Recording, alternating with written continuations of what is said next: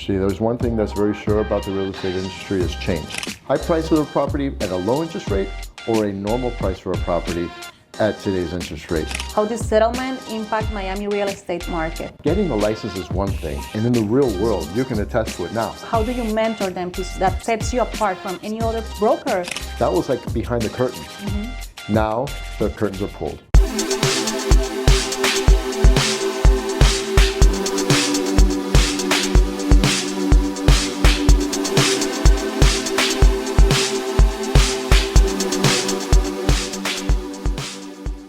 Welcome to the second episode of Real Talks. I'm really excited because we have a super special guest today. His name is Michael Suarez. He's the managing broker of the Coldwell Bankers designated luxury office located in the island of Key Biscayne. Michael, you're not only the managing broker of my office, but you are also my mentor. I'm really inspired by your leadership, all of the things that you have taught us, not only me, but the other agents in the office. And I always say that I will follow you wherever you are because you have been more than inspire me. You really put a sense on my work and the way I work. So I'm really grateful that you're here today with us. Well, it's agents like you that inspire me. Thank you. Well, the idea of today's conversation is basically I want to talk on your process, how you inspire your agents, how you work with top producers, and also I want you to give us a forecast of the 2024. Let's talk a little bit about the North settlement, how this has impacted the agents in Miami, because it's the market that we're currently in. So I don't know if you want to say some things about you before we start. Well, I mean, thank you for having me here. I've been in the business, as you know, I'm going to be 30 years. I started in my diapers. I'm kidding. So 30 years experience. So it's a whole lifetime, right? So when I lead agents such as you and our beautiful office, it's that experience that I've carried through the years that I like to share, and that's the reason why I kind of made a life choice to not sell anymore and switch to just sharing the knowledge that I have. It was like a calling. So yeah. I was going to ask you that because you have produced top tier talent. I wanted for you to share with us, what do you see rewarding from that experience? Well, top tier talent, there's a lot, right? And they come in all many shapes, sizes, and personalities and all that stuff. So, while we have great offices throughout the country, what I found that works best for me, this office was very small when I took it over. So, when I was meeting people in my own career, I started there. I met really, really good professionals, and then we started growing the office with those individuals. And then from there then they were meeting people. So I found it really worked to continue to grow the office with like-minded people that really collaborate on their transactions. They can share ideas, and just really feed off of each other's knowledge. And that's what I find really works. We pat ourselves on the back for our successes.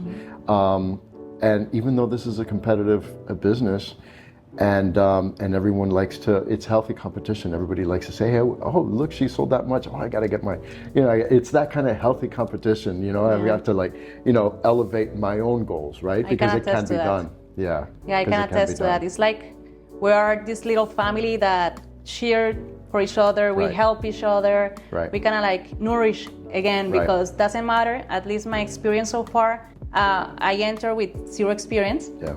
And I've been inspired by many of the office, but I know that I have also inspired many social media, for example, which that it's been hard. But at the same time, a lot of people around me have decided to, okay, if she's has no experience or had no experience at the time and she give it a try, why shouldn't I? Right. And a lot of people I know that they are doing it, so that feels really nice because it doesn't really matter your background or how well known you are in the industry, as long as you help each other, which again, we are a family and I'm proud to be part of it. Yeah. I cannot be more grateful for it. And I want you to tell us I have to pause you right there though, because when you joined, when I met you, just talking with you, I heard the way you carried yourself and your background of your legal background. And right after we met, I think I had either a mastermind session or a meeting. I don't recall exactly what that was, but you stayed along and you were like a sponge trying to absorb everything. And I think it was probably while you were getting your license. Yes. I don't think you're right. Oh, yeah, I great. started My memory yeah. still serves me right. So you were still going through that, yet you still wanted to learn and get inspired. So I remember that, and when in my role when we're taking it on, because getting the license is one thing, and in the real world, you can attest to it now. It's nothing. It's really almost nothing to do. It has nothing to do with what you learn getting the license, right? No. We learn what not to do and what to, kind of what governs us. But the business is really nothing about what we learn to get a license. Yes. No, completely agree. And I think that I've learned more from the experience of my colleagues, what to do, what not to do, than in the handbooks. Of course, having the background and what we cannot do, like I'm a lawyer, so of course, like all of that paperwork that for people is boring, for me it's I have to go letter by letter. I need to work that way. And that's the way I am. You leverage that strength. Yes, but I think that since the beginning is being in the office, sharing experiences with other agents, asking for help. All of those things, I think that had nourished my business a lot, more than any other thing. But tell us, this year, your office went through a really special change. Now you are the designated Coldwell Luxury Office. Coldwell Banker Luxury Office, yeah. Coldwell Banker Luxury Office, well, yes. I mean, that actually happened right before the pandemic, but then we couldn't really have a launch or anything like that. Yeah. The Luxury Institute came, and they went ahead and they designated, based on many factors, they did establish that we were that type of office. So then we kind of unveiled and we had a name change and all that stuff. It was actually quite It was really nice. special. Yeah. How many agents do you have? We have about 112 agents now. And how many of those agents are top producer on your top of your head? Because I know that if you compare with any other office, the amount of agents that you have a really big group of top producers. What do you do? How do you mentor them that sets you apart from any other broker or any other in your field? What is the secret? What is the magic that you give us for become top producers, what we are? Listen, top producers, and everybody is a top producer in their own right?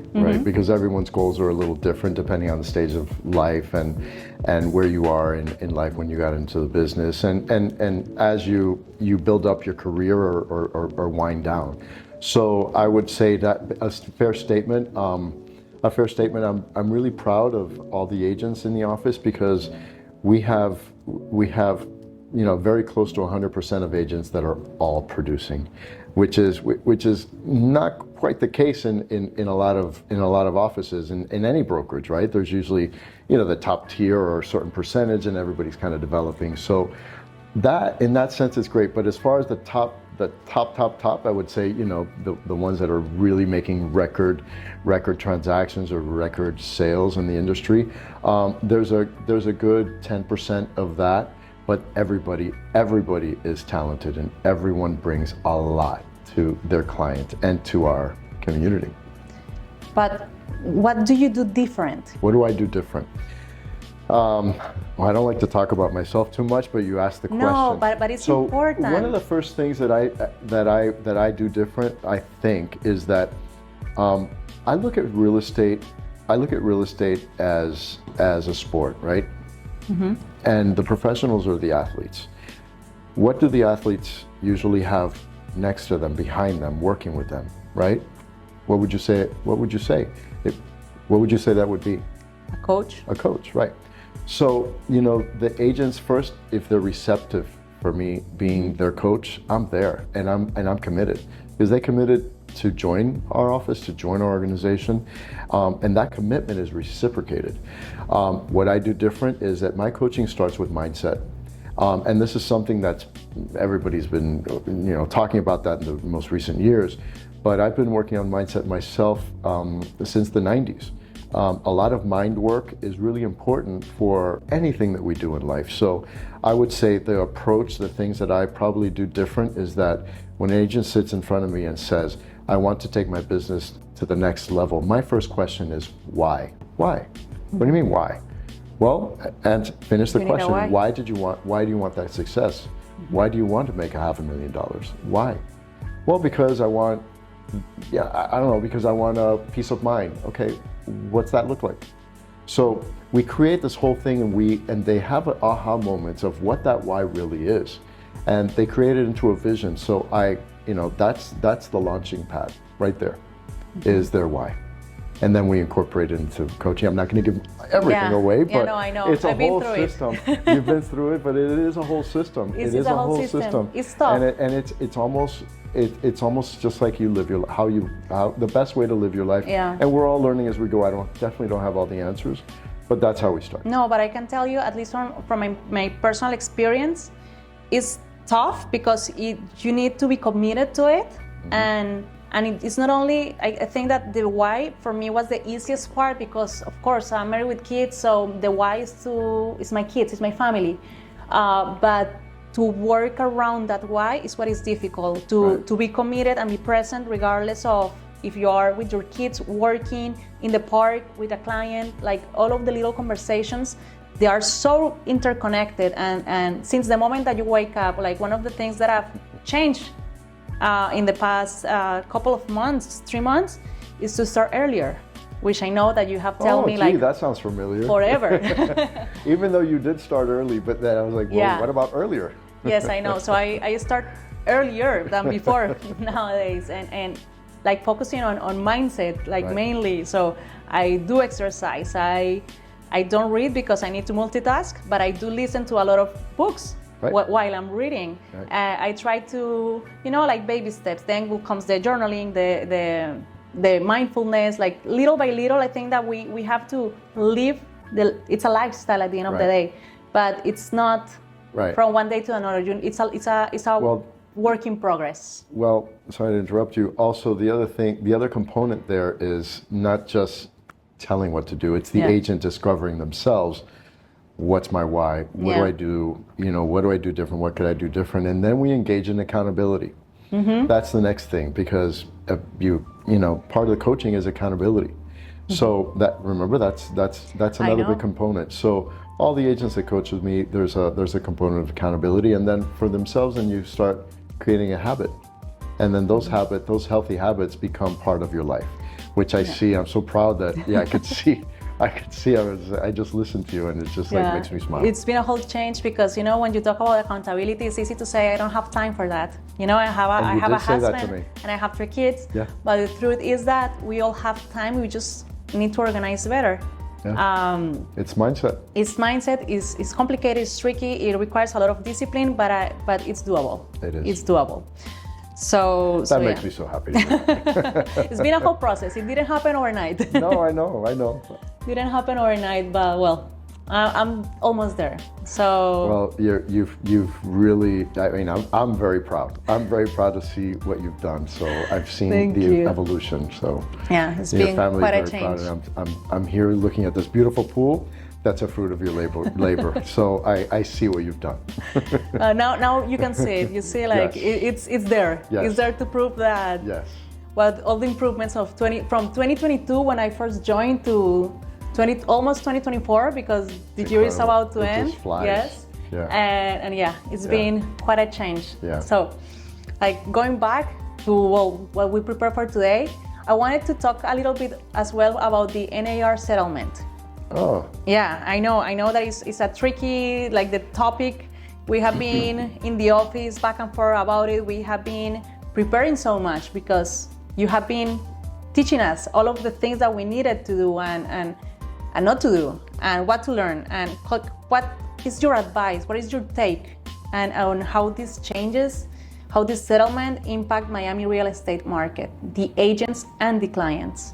Right. Well, thank you for the compliment that we've been preparing you. Yeah, we've been kind of talking about this probably for 4 years with the team, even though you've been 2 of those, but it's been an ongoing thing. Again, back to mindset. The NAR settlement is, it's a disruptor, just like a hurricane, just like just like anything else in the industry, there's one thing that's very sure about the real estate industry is change, right? If you think about interest rates, they change, we adapt. If you think about home prices, they change, we adapt. Inflation, it goes up, we adapt. Everything we go up. So the same thing goes for NAR. They're just rules that were established. I think it was something that's really positive, and as we got into the practices that we were, starting to implement, I think the agents realized that this is a really positive thing. That agent that really cares about their clients, they're like, you know what? It's almost about time, because I am a practitioner. They say to themselves, I'm a practitioner of real estate. You guys are a practitioner of a trade. So why not have a formality where someone is actually hiring you for your service and you outline what you're doing? So it is something positive where we're guilty of one thing. What they say we're guilty of, I think that's a misinterpretation. We're not guilty of price fixing, because we've always known that compensations are negotiable, right? Commissions, compensations, they've always been negotiable, and they're never set in stone. But what we've really realized is that what's important is that our fees are earned, and the clients realize what we do, because now we start a different practice. We kind of like meet the client, we tell them what we do, and this is what we're going to do in return for their fee. So it's been a positive change, in my opinion, and I think you guys have realized that it has been. No, for me, I think it has opened a lot of conversations. Definitely, I have it so embedded. Yeah. That it's just part of my pitch. Going back to those habits, right? Yeah. It's going back to those habits. It became a habit. It became a habit, and at the same time, I explain all the things that we do as agents, and people, they don't know what a transaction signifies. They don't know all of the steps, all of the conversations, all of the things that we need to go talk with lawyers, talk with the other agent, find things that they don't even know where they are. Like, right. I'm closing today on a lot, and I can tell you that I've earned my commission. Right. I earned my compensation, and Laura, that's what I was saying with that, which I didn't finish my point. That we are guilty of one thing, not price fixing. You know what we're guilty of? Making our job look very easy. Yes. And that's one thing that, guilty as charged. So now, back to the consultation, now what agents are doing, at least with our organization, is that we have created, the marketing department has worked really hard to create a very detailed outline of what that consultation should look like in a visual presentation for the client when you need that, right? So the client really sees everything that you do step by step, how you're going to accomplish hurdles, how are you going to get to the end goal. Before, we were just meeting, shaking hands, showing the property, turning a key, and then there's a contract being made, and then we're closing, and then the agents are, we're kind of just saying, hey, sold in 3 days, or hey, sold this property, $5 million and this and that. But we really didn't articulate what we did for that. The clients are happy. They saw what was happening, but that kind of was like behind the curtains. Now the curtains are pulled. Yes. And now everyone sees what we do. And for that, the NAR is a positive thing. Yeah, no, I think that now the clients, they do have shares like in the first row of what we're doing. Right. They are really seeing and front row seat. You're right. and I try to also let them know, like, this is where we are. This is what I'm doing. Like, I make them a part of the process, because yes, it looked easier before. It looked easier. Yes, it looked easier. Definitely. Yep. So what is your advice for the agents that are driving through these changes, that they don't have the mentorship that we had in the office? My advice would be, or the clients. Well, they have a choice on where they are. That's number one. Number two is adapt, because as far as we know, as far as we could see beyond the horizon, it's staying. It's staying, and it's a positive thing. So, articulate what you do. Give the buyer and the seller both the benefit of the doubt in showing everything in your business, in your business process, in the transaction, what support you're going to get, what resources you have, and how you're going to handle objections. And really start the relationship by asking all those important questions. We as agents tend to really just talk a lot. And what I've been training you guys in is how to ask those key questions of what their goals are and why, and if there's a plan B or a plan C, and what's important to them, and what are those things that are important. Out of those things that they feel are important, what could be a compromise? When you're working with a buyer, those are very meaningful conversations. And the less we speak and the more we listen, it's a win. It's a win, and you realize that deepens relationships which is what real estate is about. Indeed. And what will be the advice for the clients that think that they can do it themselves? Well, we can do anything ourselves, right? Yeah. I would relay it back to anyone we know in our life, or anyone we know of that has gotten a divorce, right? If you think of someone that's gotten a divorce, or maybe has been a plaintiff in a case or defendant in a case, would they go and represent themselves, or would they go to the opposing side and say, why don't you take care of this for me? I trust you. There's always two sides to the coin, and they look very different. So in a transaction, I would recommend that a consumer really question the professional and see what they're doing, and go with a professional that really offers the most comprehensive service, that has the most comprehensive resources, and go with that. Because do it yourself, the owner of the transaction is going to look to get that discount, and why would you give it to them? Because they're not going to give you a discount. That's something that they're expecting to take home with them, which in every right they have to do. So you might as well have the expense and incorporating that in the price as it's been done since the beginning of time, and have the proper representation in a transaction. And that protects you at the end of the day, as a buyer. For example, Right. It does protect you, because even though you can do it yourself, there are so many things of the transaction that we are not aware of as a consumer. We don't know what to look into, like little things. The other day I was showing a property, and I was looking for, the corners. I was looking in detail. My client, she was looking on, this bedroom is wider than the other one. Right. I like this living space, and I was looking into, are there leaks? Is that mold? We go above and beyond, not only during the transaction, but while we are with our clients, we always look for their best interest. And I think that having that person that guards your interest, it's... Look, it's almost like I'm looking at this beautiful picture that you have behind you.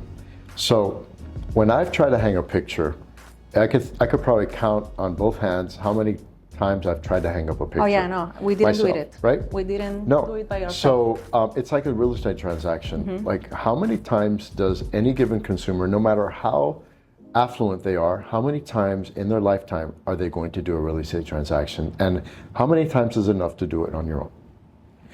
I relate back to the picture. As many times as I've done it, which is as much as these fingers can count, it never comes out the same as if I hired somebody to put it up and the right measurements, and I don't have to think about it. I don't have to go through the stress, and I don't have to do 500 holes on my wall that later I have to cover. I can show you a couple. So, it's that. I mean, it's a silly analogy, but it's kind of like what I'm looking at. It's the amount of times you do that. Just trust a professional. Really, it doesn't really cost any more. No. The amount of money that, as a seller, that you can get from having a professional, and the amount of negotiations are proven to work when there's an intermediary. It's proven. It is proven. Than directly. A seller is more likely to, look at the consumer's eyes, like, you seem like so nice, and there a discount is born on the price, and vice versa. A buyer can say, okay, I guess that's where we can go. I guess I'll pay that price, because the fear of loss, right? But the professional representing them could win them a lot. Definitely. Yeah. Definitely. And based on your experience, this 2024, or in your lifetime as a broker and a realtor yourself, when you, even in those cases that you are represented by a realtor, what are the usual pitfalls that makes a transaction fall apart? Well, I don't see too many pitfalls with you guys, so. That's good. But when agents come in from other organizations and then maybe they haven't had a certain experience, I would say the biggest defense of a pitfall is preparing the consumer for what's to come. Really having, again, that consultation, right? Where this could go this way, this could go this way. When you go to a doctor and you go for a treatment or you go for some sort of procedure, they tell you from step by step what to expect. So any professional that does the same in whatever practice they have, just communicate to the consumer what to expect, what the goals are. But if you set the expectations, there's a win-win, right? Yeah. And there's no surprises. Like the appraisal, I'm not going to go into the details, just like the appraisal report scenario. The appraisal report number, the contract number, they don't always match. So have you had that conversation with your buyer or with your seller? What happens if it doesn't match? It doesn't mean that it's the end of the world. It means that one person, you can have 10 people, one person wrote a number on there, and many times that number doesn't match the purchase price on the contract. It's not the end of the world, but we need to prepare them. What funds do you have ready, Mr. and Ms. Buyer, in case that scenario comes up? That's it. Preparation is key. Yeah, and that happens more often than we like to admit.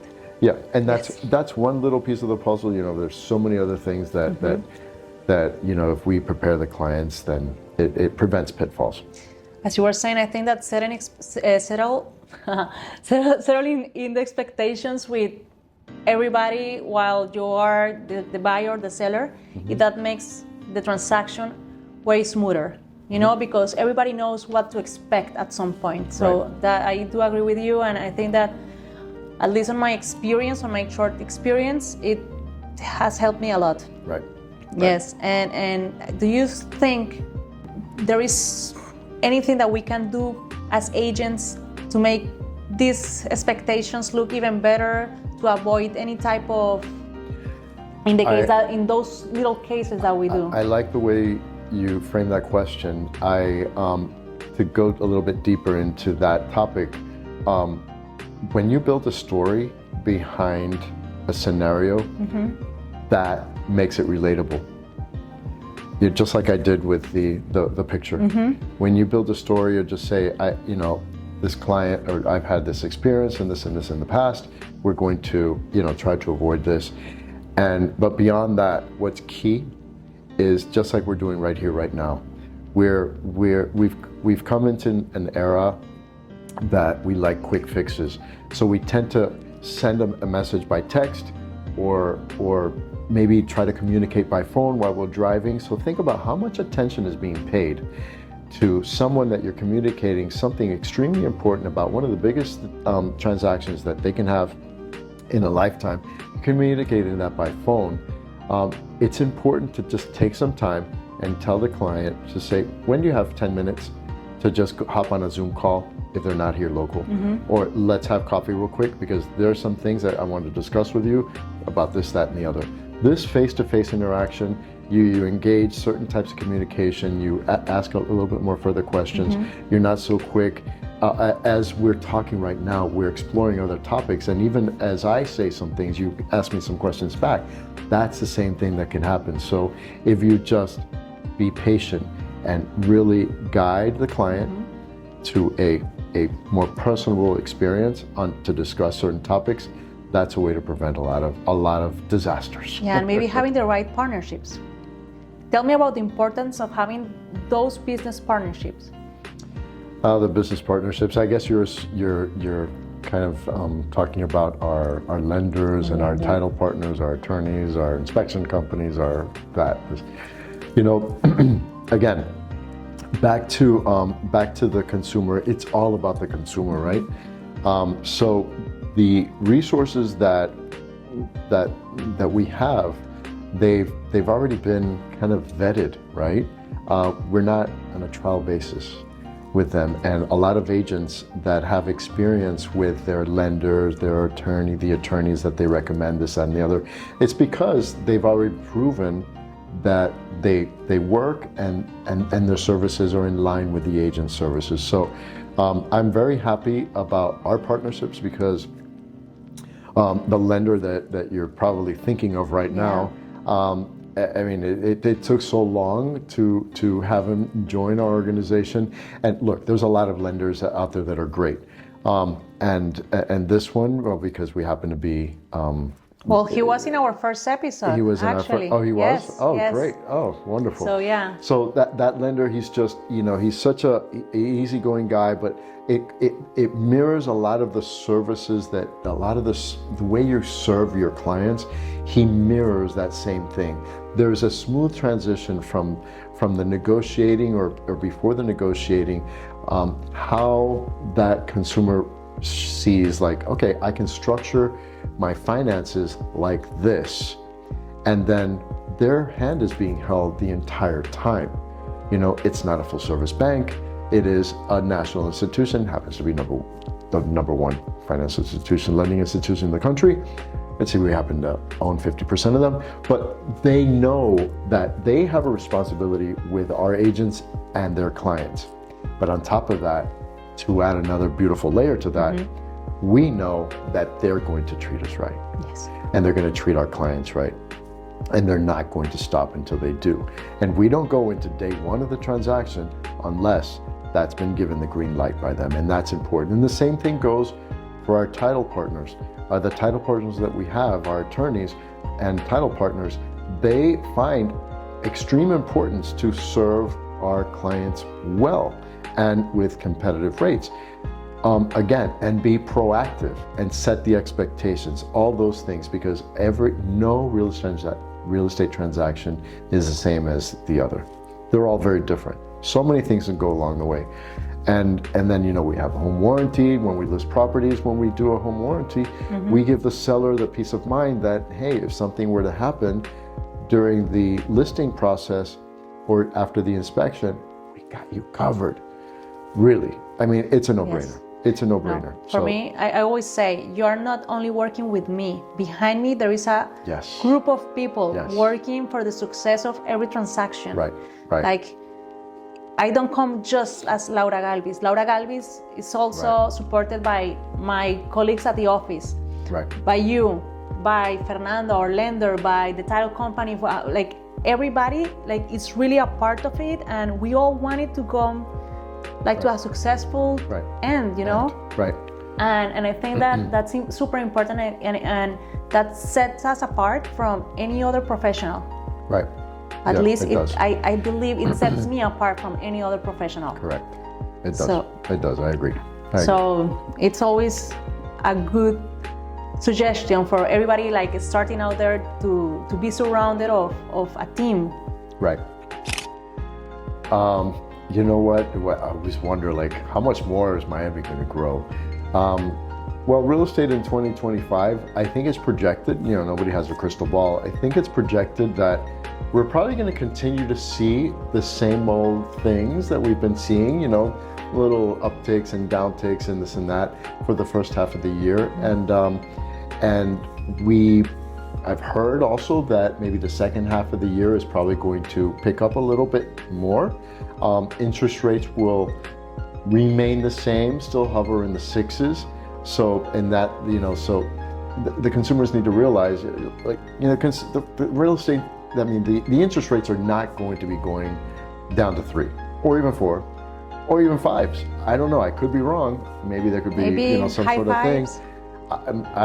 I don't know. But if a buyer's waiting, idling by to see, and everybody's been talking about this lately, there's nothing new that I'm saying here, but if the buyers are waiting on the sidelines to see when the interest rates go up, they need to ask themselves, do I want to pay a high price for the property, or do I want to pay a normal price for the property? Maybe you can reset that at some point in the future. That's what a consumer needs to ask themselves, as well as a seller.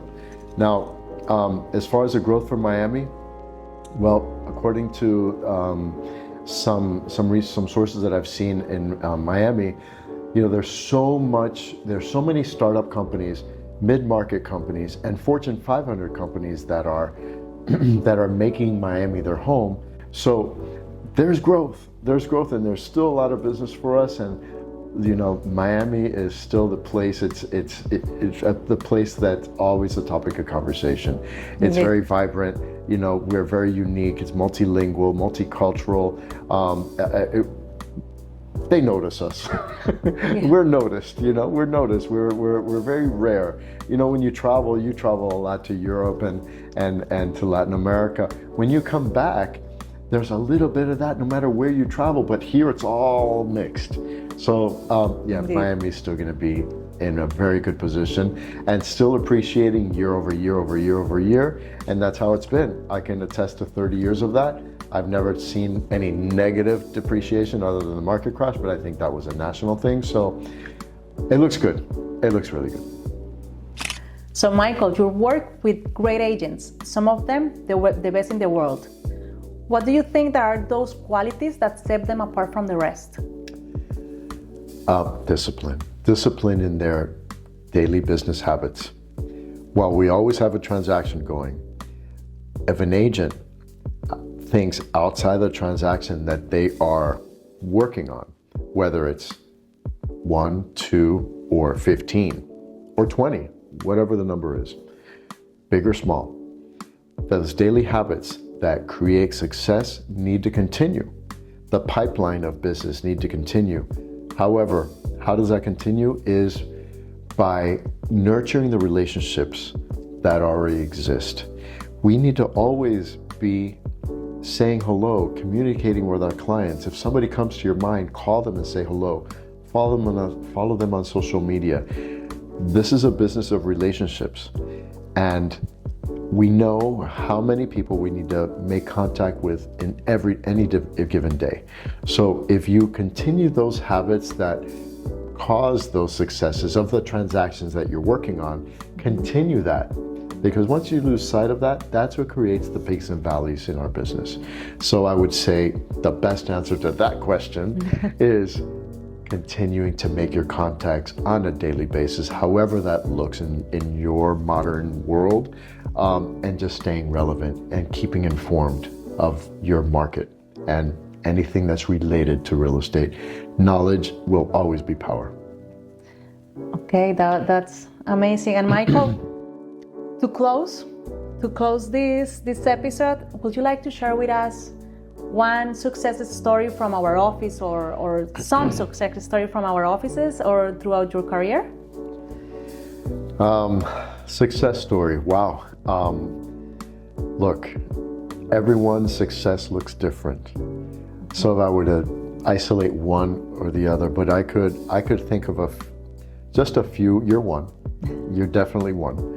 But some agents that joined us from a competitor, and just saw the evolution of how because if they didn't have it, it wouldn't work, right? The talent needs to be there. I would say there is one person that comes to mind, very consistent, and then every year was like double and triple of their business, and that agent would say, Michael, thank you so much for your mentorship and your coaching, your guidance, and all this stuff. But if it wasn't for this one person that I'm thinking about, it wouldn't happen, because it takes that athlete to be the best in their game, which is real estate. So I would say it's this one person that I would say has almost, if you triple, whatever that triple would be for 10 times their number, that's where this person is at. So that's a success story that kind of comes to mind, but there are many. There are really many, but you asked for some of the big successes, and that's one that came to mind. So if I left anybody out, I'm thinking of every single one, and yours as well. Thank you. Yours as well. Well, thank you, because again, it's because of the mentorship, the office, the family that you have created that I think that we have achieved that point. Yeah. It's not only the talent. I think that it's it's a whole list of things that make us better. Yeah. The partnerships, the team, the other agents' success stories, because we learn from them. We learn from their mistakes as well. Yeah. And I think that going to the office and exchanging experiences, Yeah. it's great. Our And Friday masterminds. yes, I know it's on my agenda every Friday. Yeah. So I wanted to thank you for being with us today. Thank you. It's been a pleasure. It's been amazing, and I wanted to thank you all for joining us today. Please subscribe. If you have questions, put them below. We will be happy to reach out to you to tell you a little bit more about our story, how to make your purchase better. If you only want to know or to learn more about the real estate market in Miami, please comment below and we will be sure to reach out to you. See you till next time. Bye.